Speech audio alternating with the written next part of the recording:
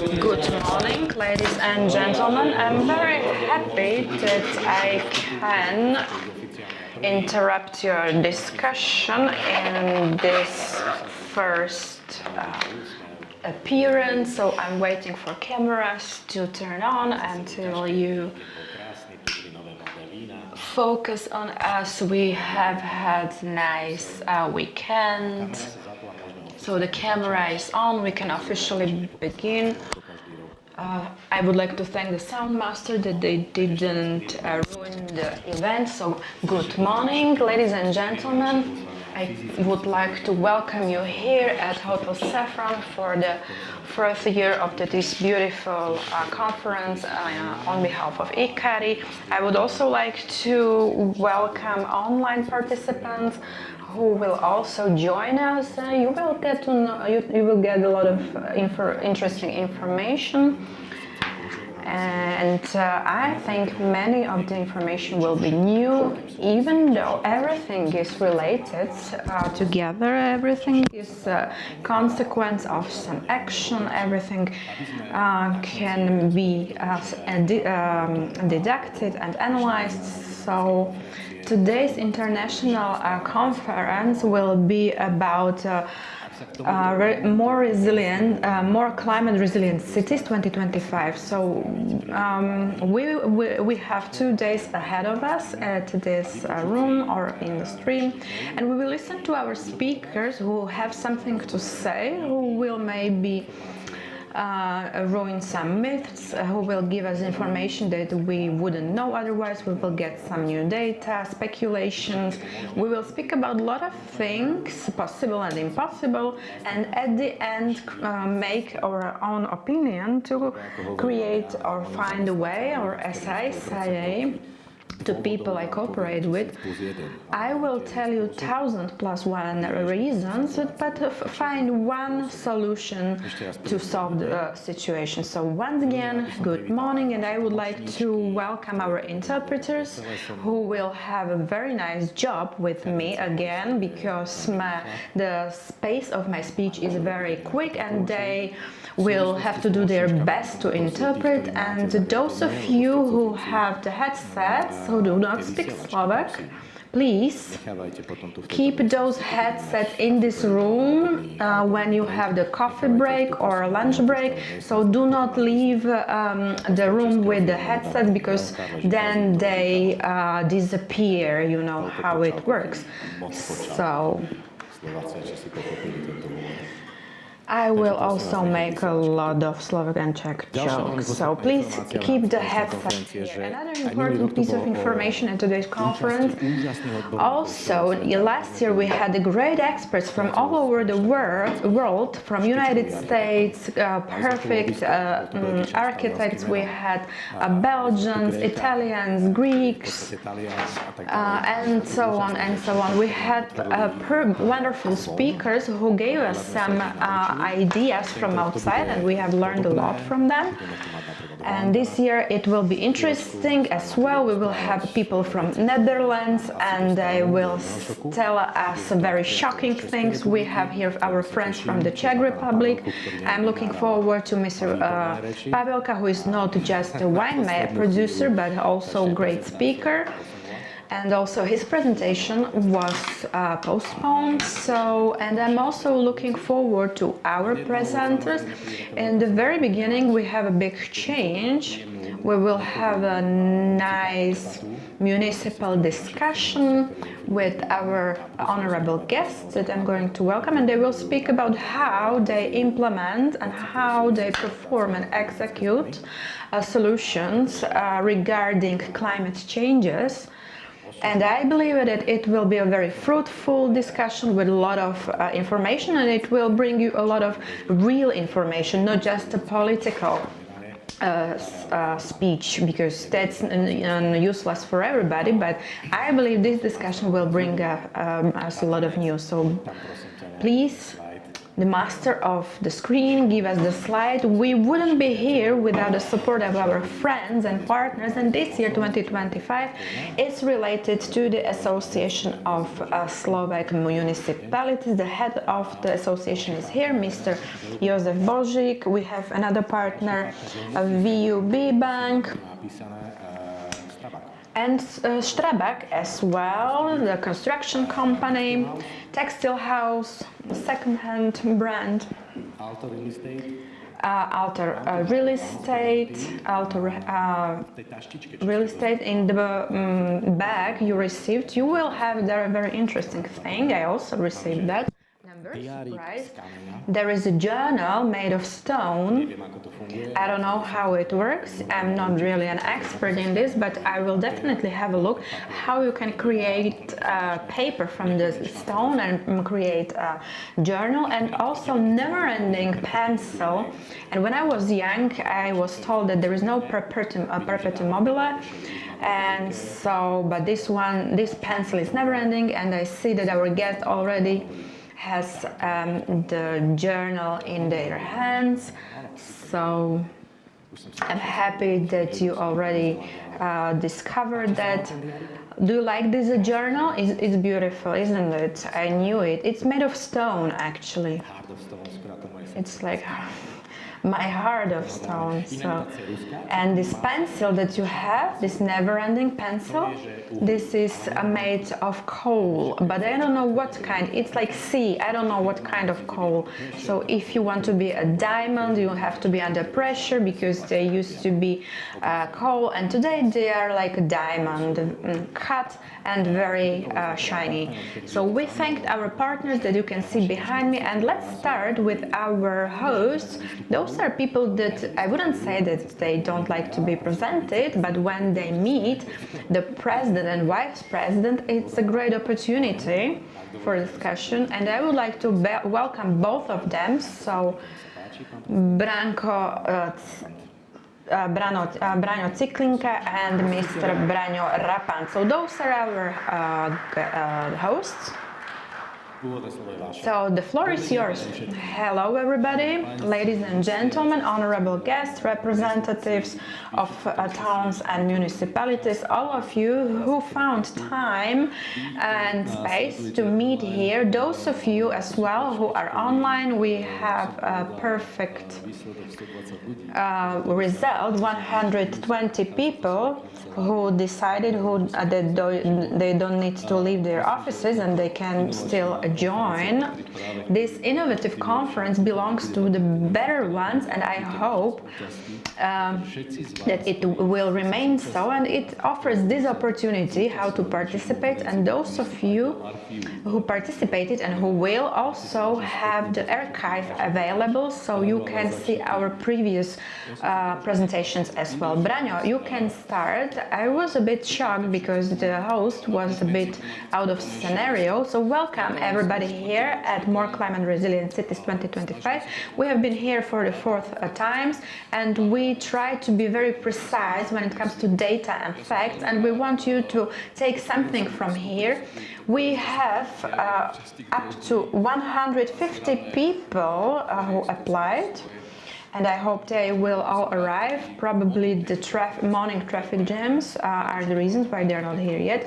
But I want this conference to be about connection, because we have architects here, we have lobbyists, we have the construction companies, and it happens quite a lot that they don't communicate among each other. And this is a great communication for opportunity for communication, so that we do all our measures based on the strategy, not on feelings or impressions.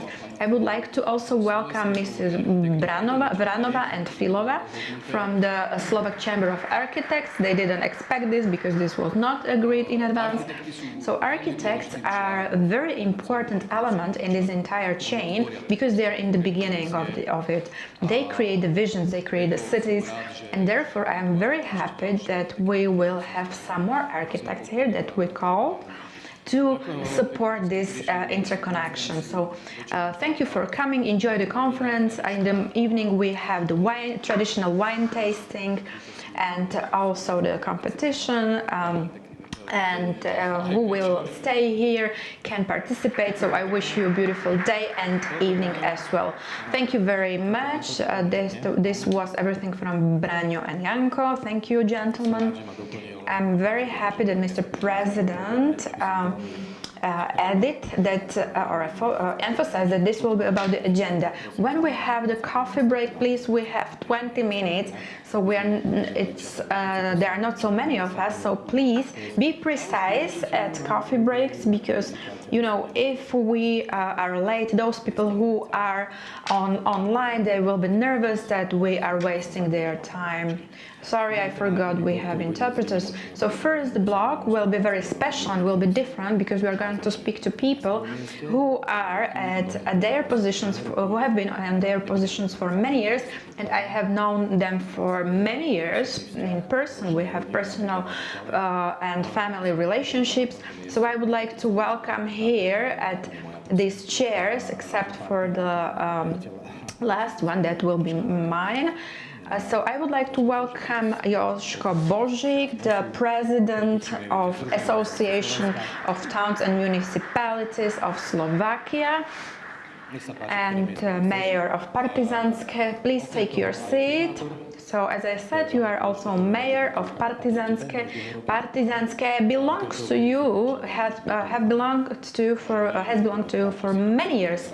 But it's not just so. It's not accident that he's here. He has a lot of experience. Even last year, I really enjoyed your presentation, because you were very factual. Then Mr. Juraj Droba, the head of Bratislava Region Municipality, and Joško Viskupić, the head of Nitra Municipality Region. Oh, sorry, I was... Okay, so we have Patrick Hoffman is here, so the Vice President of the Nitra region. So, Volkman, what's your name? The predecessor of MP3? No, Volkman, sorry, I didn't hear your name. Sorry, that's my joke. I think the older guys understood. Mr. Maciej Chren, the mayor of Ružino district in Bratislava. Good morning. And those are the gentlemen who will... So we are going to speak about how you, in practice, from your position, perceive the climate change and how you adapt to all these climate changes and to everything that is around it. And there are many aspects of that. There is human factors, social impacts, economic impacts, environmental impacts. It's a huge amount of aspects. So Joško, as the representative of Association of Towns and Municipalities, so when was the first time when you started to see this for the first time? Thank you very much. Thank you for the thank you to the guys from iCARI. Thank you for your participation, to people who applied, and also to those who are online. For me, we traveled today more than 2.5 hours, even though normally the journey should take 1 hour 20 minutes. It's like 120 kilometers, so I completely understand that not all could arrive to Bratislava. As I see it, when you were speaking in the beginning, I understood, or I noticed that in 2015 or 16 I had been a mayor for 6 or 50 years, but we still had like 3 or 4 weeks of snow. Kids had place to bobsledding and to skiing. But since 2018, 2019, we have been seeing the climate change live. So you can only see the snow in the High Tatras or just in your place for 1 or 2 days. So what we have now are the very hot summers, huge storms, floods, and therefore everybody speaks about climate change. Somebody is more ideological, somebody is more practical.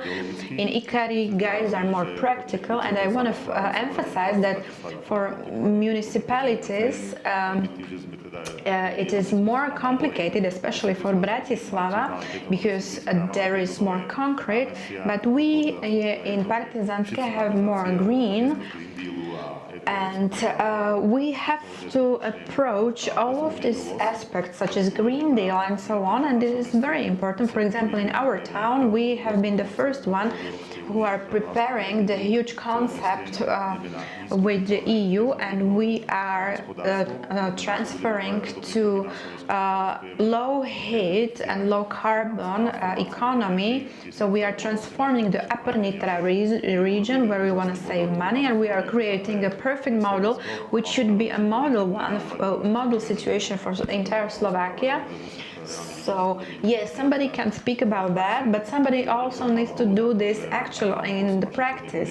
So I thank you very much for the very nice and knowledgeable people, and thanks to guys from iCARI, we already have green roofs, we have photovoltaics in our buildings, and I would say that we are continually solving the or are approaching the project with the water retention. We are doing the reconstruction in such a way that we consider the terrain, the green, we try to retain as much rainwater as possible, and we have first public buildings where each building has a retention container so that we retain the rainwater. So things that nobody was thinking about a few years ago are now quite frequent. And in towns like Partizanske with 20,000 people, we are already approaching this situation. So this is our situation right now. Okay, thank you, Mr. President. You were almost not even breathing, but you basically summarized everything I wanted to ask you. I would like to ask Mr. Droba, what about you? How is it in Bratislava region? What is going on with such a big city as Bratislava? Of course, in a global aspect, we are a small city, but when was the first time you noticed all these adaptation changes? I even saw in your website that in 2021 already you had some analysis and brought some real solutions to climate change. Thank you very much. Good morning. So I would like to say for Bratislava region that these topics are something that we have been dealing with very intensively, and we did it even before I came to the region in 2016. And we have a very consistent and complete catalog for adaptation measures to adapt to climate change. And now we have the plan of adaptation measures for climate change. It is something that it's kind of guidance or a roof policy for everybody to be able to react on extreme weather. So there are especially three situations: either extreme heat waves, or extreme droughts, or the floods. So especially the floods coming from rivers, which is a direct consequence of climate change. And today in 2025, I think everybody understands that the climate change caused by human activities is just real, and it's our duty to somehow adapt to it. So anything the cities and municipalities are doing in our region, we call them to be able to draw the funds, and for that they need to follow this document. So who do you cooperate? You also said very good thing that human activities, that the climate change is due to human activities. We can see that also in Bratislava, floods and droughts, but we still don't have the fires like in California or so. Yeah, but this is only because we are lucky, and this is just a question of time, because these huge fires also occur due to human negligence, but also they can just occur without any obvious reason. So, but I believe that this is a question of time, and this can happen anytime, and pine woods and Záhorie can cause, or there can occur fire at any time. I would like to ask Mr. Chren, who is here for Ružinov district in Bratislava. Your district is very well assessed as a green district in Bratislava. So what is your experience when it comes to adaptation, to information data? What contribution or progress are you to Bratislava, your district? Thank you very much. Thank you for these nice words about Ružinov.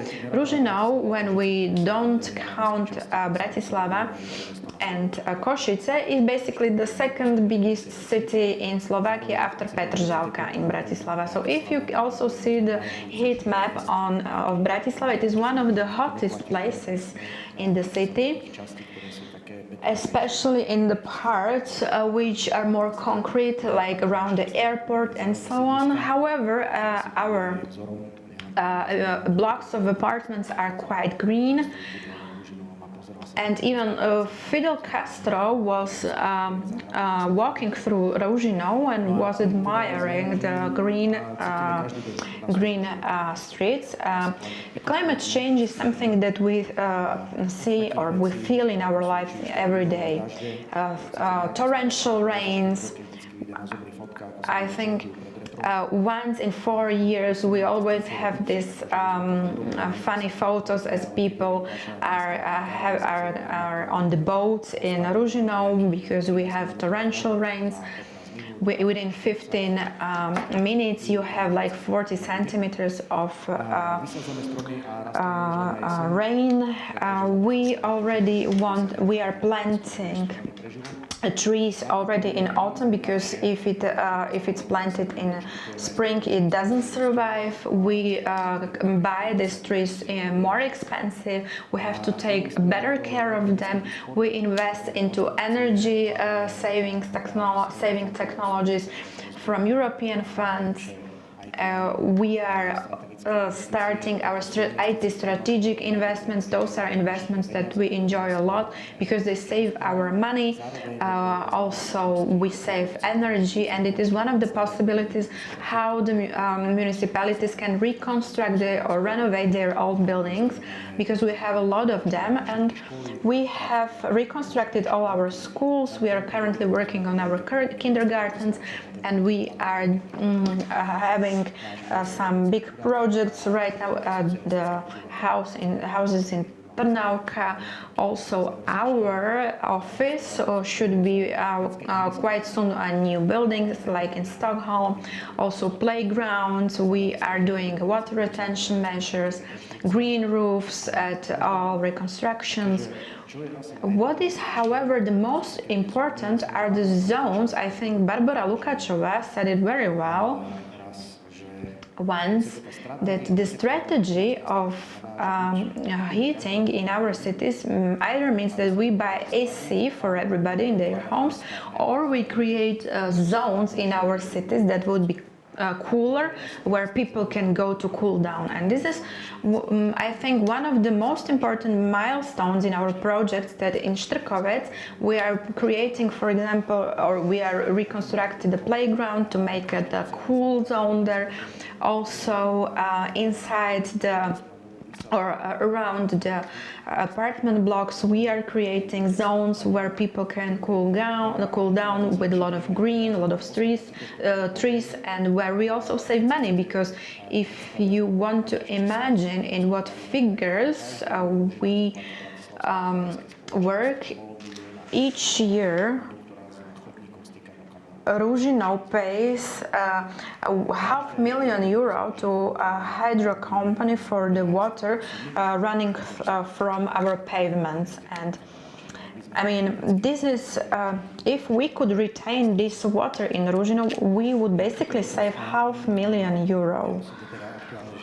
So I live in Štiavnica, and we have there a school where with this water retention system for many years. We already are aware of this for years, and I think in the world this topic was addressed already in the 80s. So why in Slovakia it takes us so long? Why we start after such a long period of time and we are always lagging behind? Couldn't we apply those measures 20 years ago? Couldn't we get the know-how from abroad a long time ago? Couldn't we make these water retention measures, let's say, already 20 years ago? Isn't it too late now?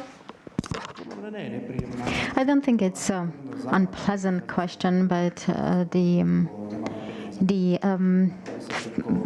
point of exit is that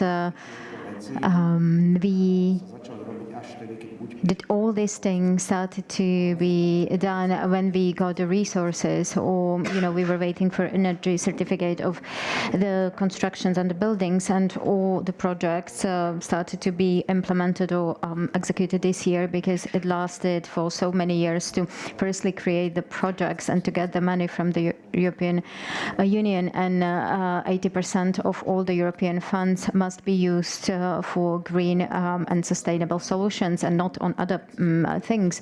And I think that each mayor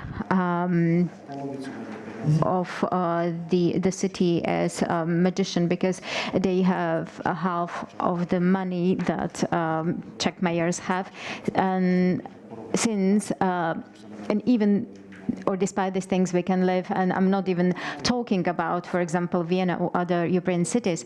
So if we are talking about green roof or other measure without investments and without the subsidies, we cannot even start doing it.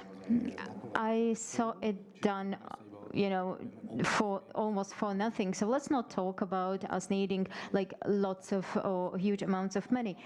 But in order for one last representative to talk, the representative of Trnava region, how is it in Trnava? You are a little bit further away from Trnava.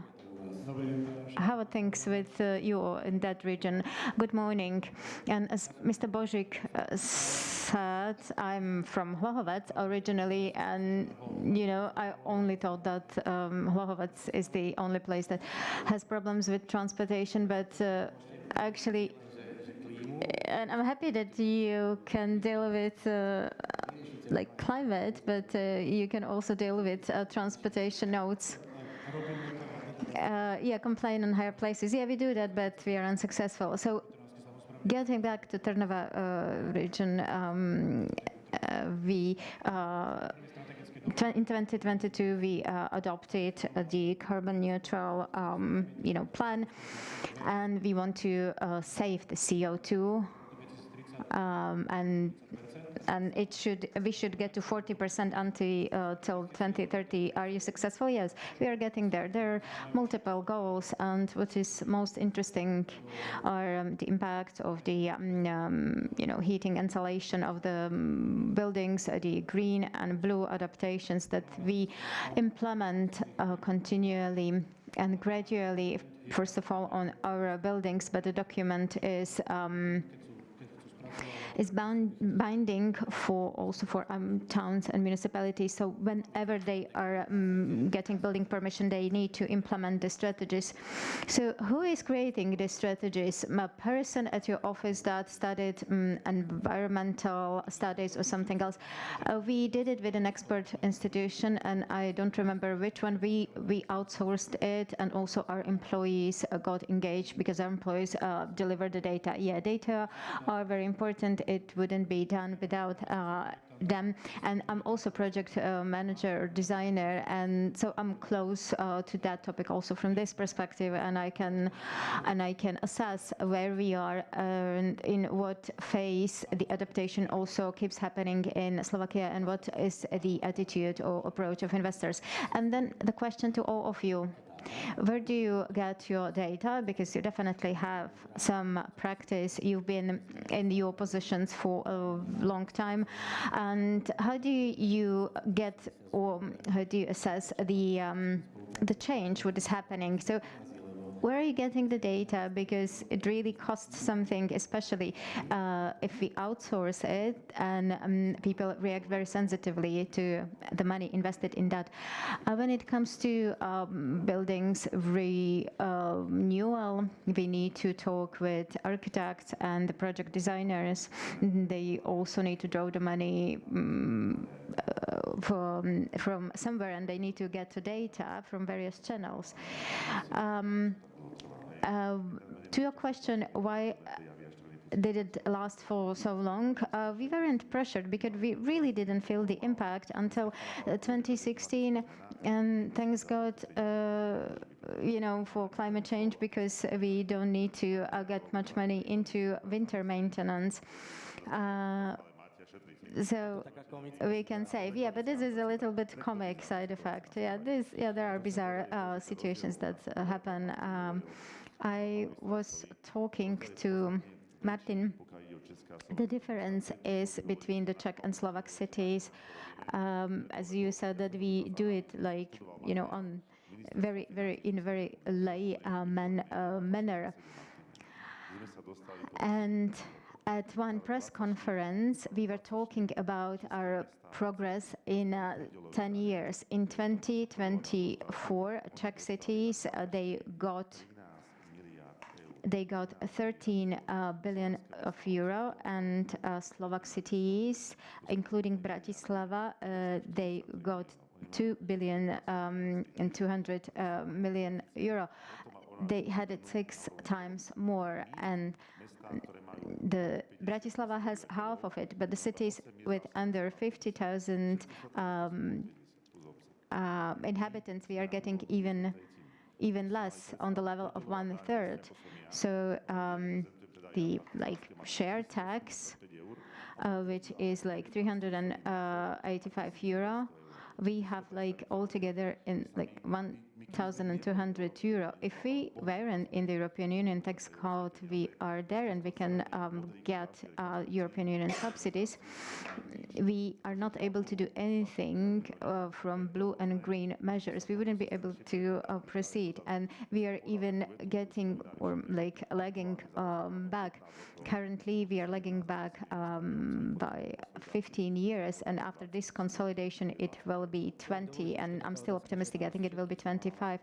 Yeah, and in this relation, another question.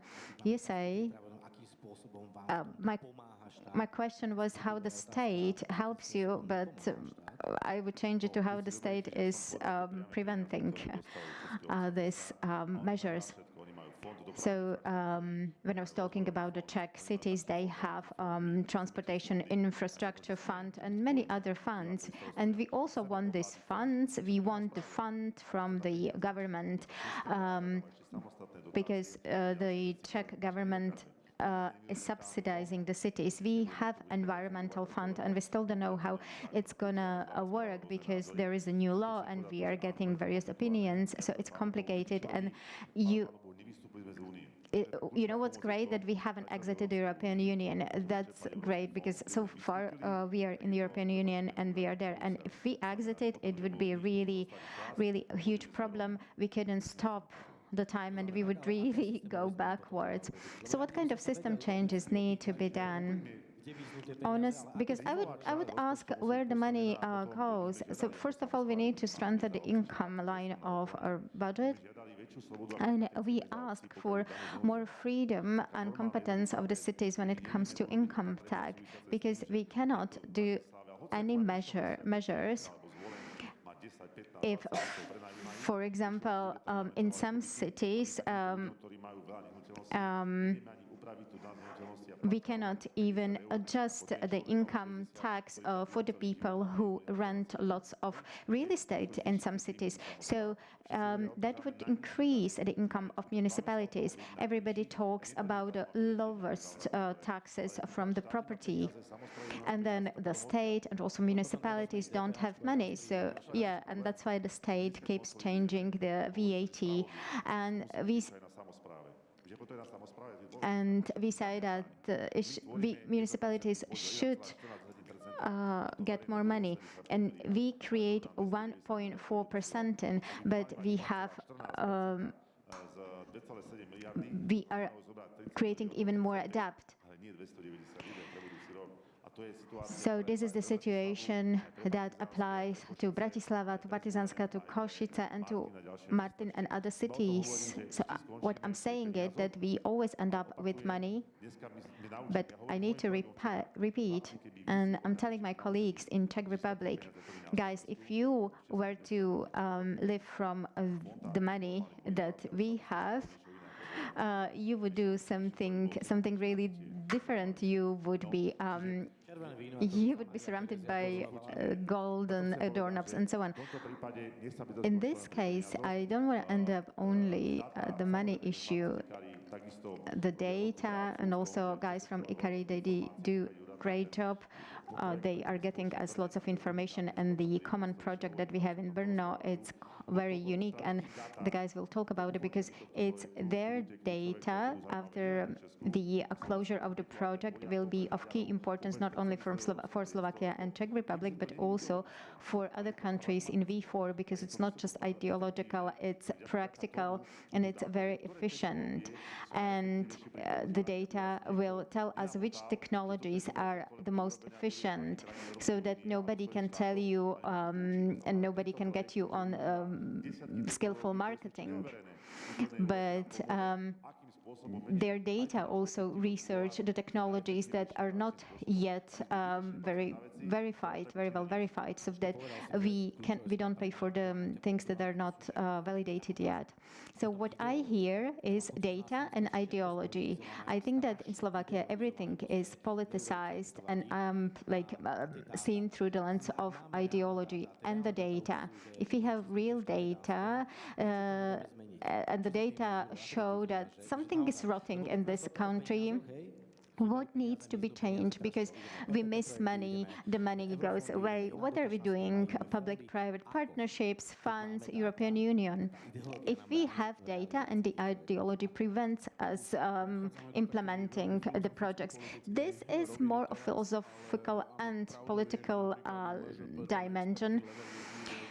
At the Ministry of Environment, we have expert people, very good expert people, but every 4 years there are people coming that have no clue about when it comes to environment. They do stupid decisions that are more of a private and economic nature, and we are not moving forward. And then it's better not to have such an institution and to divide or to transfer these competences on the municipalities. We can work much more efficiently. My colleague Jožo Vyskupič from Trnava municipality, they found out that they can do much more from €1 than on the state level. So many people just are in the public service for themselves and for their family, and they just go through the 4-year period, and they don't look into the future of 10 to 20 years. I will not use specific names, but Slovakia needs more of Ivan Miklos types of people, because they don't don't care what people think about them, but they will do something for Slovakia, and they look further than a 4-year period. Do we miss a vision? Yes, Slovakia doesn't have or hasn't had a good vision for a couple of years already. I'm looking in Austria or Poland, for example, or Czech Republic, and when it comes to Polish mentality, we all have known it for years, but they have overturned it, and they are really appreciating or evaluating every single euro, even hanging very high on the trees, quote unquote. And when it comes to our municipalities and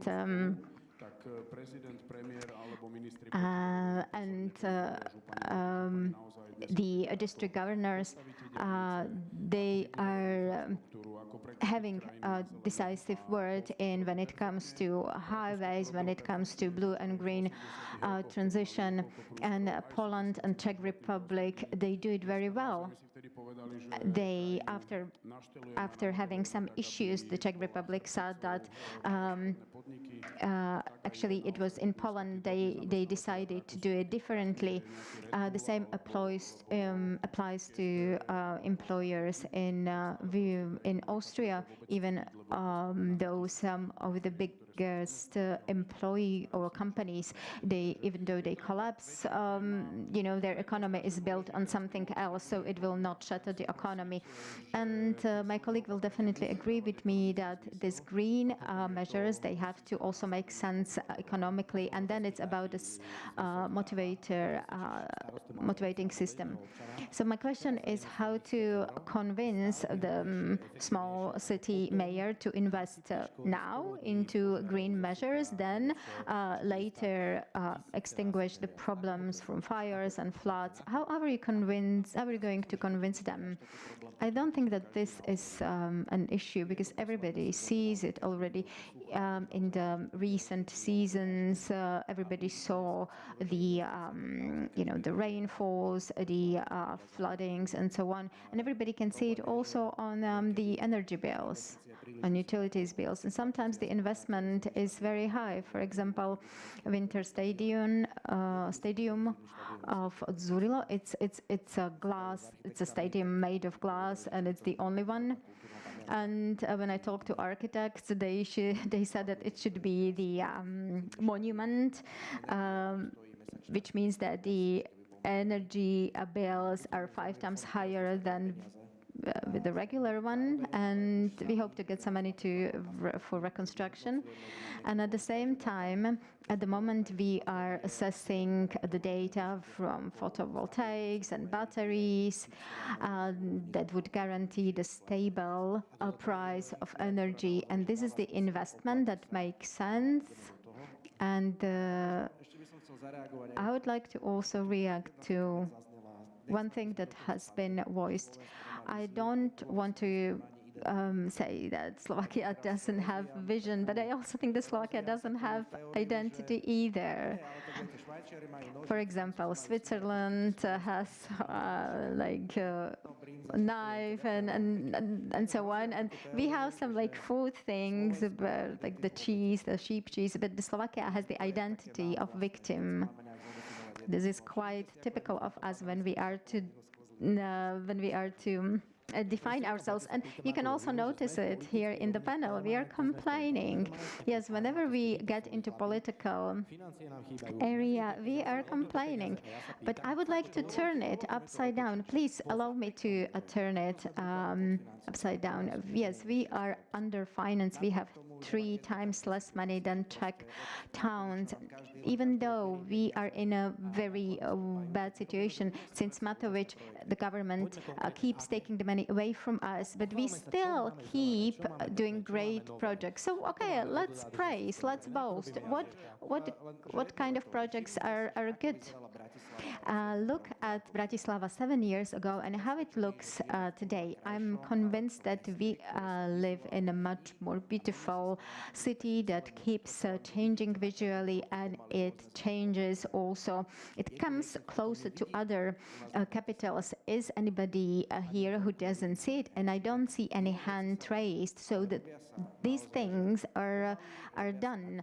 However, slowly, and using the data that you asked about. I only see the data use in Bratislava region because they always do only those projects that have the biggest benefit based on their like point system or scoring system. And this is the great approach. And when we look at the data assessment, I will tell you about the environmental project, which is waste incinerator in Slovnaft. And if you look at the data together with further investments, the emissions should decrease by 30%. But who looks at data? And nobody wants this waste incinerator. And we look at it, and we also have other questions about dioxins and so on. So we are also not rushing into it without the assessment. But when it starts touching us, we start to look not only at the data, but we start to be emotional. And this is the problem, emotions versus data. We are not technocrats.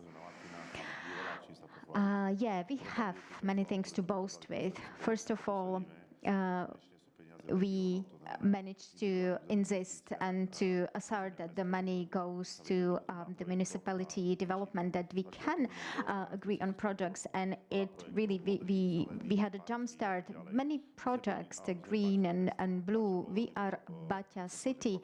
Baťa was very, I don't want to say progressive because it sounds politically, but he was a visionary. He started to build industrial city in the gardens, and now we have emptied it out. We are planting the trees. We are getting more greenery. We tidied it up. But what is most important? The Central Europe and zero waste. Do you know which city out of V4 got invited into zero waste city as a unique city? It was Partizánske. I have my environmental department boss. We are the only city in Slovakia which twice per week, and out of each apartment house, we are taking the compost, the kitchen waste, out of each household to that level that we have 99% of waste collection. We have achieved that in Partizánske with kitchen waste. 400 tons of kitchen waste doesn't end up at landfill, and it's not change into methane. So we have the things to boast with. We can be European, we can be leaders for little money, but to convince people to get engaged, who are grumpy, who are complaining, and are the people who thought that the waste collectors would be stealing the shoes from the households. It really lasted long to convince the people, and we needed also to motivate the people to get the kitchen waste separately, like for example the fruit and the rice and so on and so forth. And it wasn't Budapest or Warsaw or Brno or Prague. It was Partizánske. So it means that we can be European, we can sell ourselves, and we can really do a lot for a little. And the time is pressing. Could you talk about some green project, for example, like you said, waste to X? Could you mention something like that? I think that the people already know what Bratislava municipality already done. We said that we don't care about the political t-shirts, but we are rolling up our sleeves. We have Ecocentrum Čunovo, renovated Castle Park in Modra with beautiful garden. We are renovating castle parks in Stupava, Castle Park in Malinovo. We are going to construct a bioenergy campus in Bernolakavo. There are many such projects, and we also renovated historical monuments that were about to collapse. We just mentioned the synagogue in Senec that became a cultural hub of the whole city. Something similar is going to happen in Jur. Yeah, can it be found on your website? We can find the information for those who are interested, for example, for architects or environmental experts. Yeah, I think that we really did it with a very lean team. We only have 220 employees, and with this team, we are offering, or we are really performing well. And even though we are not re-elected, I will keep being proud of the team. When it comes to Trnava, yeah, we did several of these projects, and the mayor is not here because he's at another event, but the example can be the reconstruction of the object of the high school in Trnava. We did heating insulation and water retention measures. So we did it as an example building where we did all the green measures, and we also recommend to everybody to do it. So it's possible, it's doable. And if I wasn't engaged in central Trnava region, I would probably pretend that I don't know what you are talking about. So you told us not only about the reasons, but also the solutions. So thank you to our first speakers, to our first panel, even though they were in different composition as originally declared. Thank you. Thank you, Joško Božík. Thank you, Juraj Droba, Bratislava Municipality, our self-governing region, and also thank you. Thank you, gentlemen. You can leave the mics on the chairs.